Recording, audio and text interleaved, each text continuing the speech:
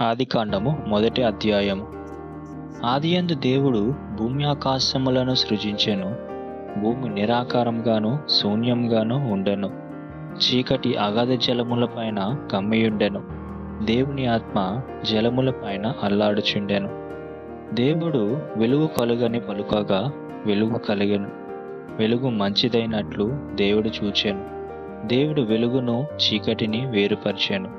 దేవుడు వెలుగునకు పగలనియు చీకటికి రాత్రి అనియు పేరు పెట్టెను. అస్తమయమును ఉదయమును కలువగా ఒక దినమాయెను.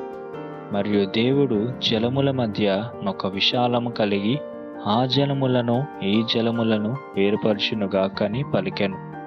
దేవుడు ఆ విశాలమును చేసి విశాలము క్రింద జలములను విశాలము మీద జలములను వేరుపరపగా ఆ ప్రకారమాయెను. దేవుడు ఆ విశాలమునకు ఆకాశమని పేరు పెట్టెను. అస్తమయమును ఉదయమును కలువగా రెండవ దినమాయెను. దేవుడు ఆకాశం క్రిందనున్న జలములలో ఒక చోటును కూర్చోబడి ఆరిన నేల కనబడును గాకని పలుకగా ఆ ప్రకారమాయెను. దేవుడు ఆరిన నేలకు భూమి అని పేరు పెట్టెను.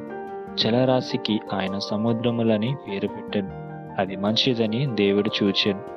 దేవుడు గడ్డిని విత్తనములిచ్చు చెట్లను భూమి మీద తమ తమ జాతి ప్రకారము తమలో విత్తనములు గల ఫలమిచ్చు ఫలవృక్షములను భూమి మొలిపించునుగాకని పలుకగా ఆ ప్రకారం ఆయను. భూమి గడ్డిని తమ తమ జాతి ప్రకారము విత్తనములిచ్చు చెట్లను తమ తమ జాతి ప్రకారము తమలో విత్తనములు గల ఫలవృక్షములను మొలిపింపగా అది మంచిదని దేవుడు చూచెను. అస్తమయమును ఉదయమును కలువగా మూడవ దినమాయెను. దేవుడు పగటిని రాత్రిని వేరుపరిచినట్లు ఆకాశ విశాలమందు జ్యోతులు కలుగును గాకనియు అవి సూచనలను కాలములను దిన సంవత్సరములను సూచించుటకై ఎండును గాకనియు భూమి మీద వెలిగించుటకు అవి ఆకాశ విశాలమందు జ్యోతులై ఎండుగాకనియు పలికెను. ఆ ప్రకారం ఆయను. దేవుడు ఆ రెండు గొప్ప జ్యోతులను అనగా పగటిని ఏలుటకు పెద్ద జ్యోతిని రాత్రిని ఏలుటకు చిన్న జ్యోతిని నక్షత్రములను చేసెను. భూమి మీద వెలుగిచ్చుటకును పగటిని రాత్రిని ఏలుటకును వెలుగును చీకటిని వేరుపరచుటకును దేవుడు ఆకాశ విశాలమందు వాటిని నుంచెను. అది మంచిదని దేవుడు చూచెను. అస్తమయమును ఉదయమును కలువగా నాలుగవ దినమాయెను. దేవుడు జీవము కలిగి చలించు వాటిని జలమును సమృద్ధిగా పుట్టించునుగాకనియు పక్షులు భూమిపైన ఆకాశ విశాలములలో ఎగురునుగాకనియు పలికెను. దేవుడు జలములలో వాటి వాటి జాతి ప్రకారము జలములు సమృద్ధిగా పుట్టించిన మహామత్స్యములను జీవము కలిగి చలించు వాటన్నిటినీ దాని దాని జాతి ప్రకారము రెక్కలు గల ప్రతి పక్షిని సృజించెను. అది మంచిదని దేవుడు చూచెను. దేవుడు మీరు ఫలించి అభివృద్ధి పొంది సముద్ర జలములలో నిండియుండుడనియు పక్షులు భూమి మీద విస్తరించును గాకనియు వాటిని ఆశీర్వదించెను. అస్తమయమును ఉదయమును కలువగా ఐదవ దినమాయెను.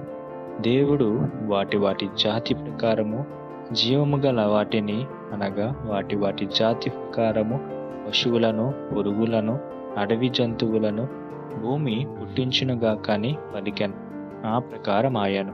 దేవుడు ఆయా జాతుల ప్రకారము అడవి జంతువులను ఆయా జాతుల ప్రకారము పశువులను ఆయా జాతుల ప్రకారము నేలను ప్రాకు ప్రతి పురుగును చేశాను.